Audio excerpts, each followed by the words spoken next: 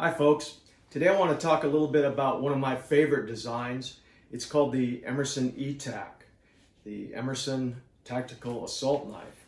And it's one of those designs that's quite a bit different than a lot of the other stuff that I've done over the years.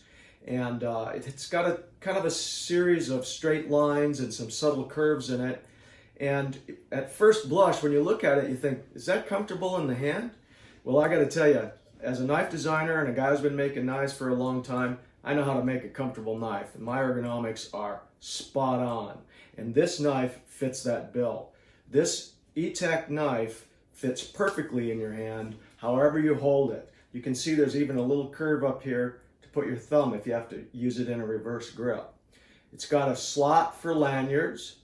It's got what we call a trailing point tanto, which means that it's a long tanto curve up to the top of the blade there, and it is razor sharp. Of course, it comes with the wave opening feature, liner lock, G10 handles, and it really is a very, very good combat knife. I'm very proud of it, and if you get one, I think you'll immediately see the things that I'm talking about, and you'll agree. The Emerson E.T.A.K.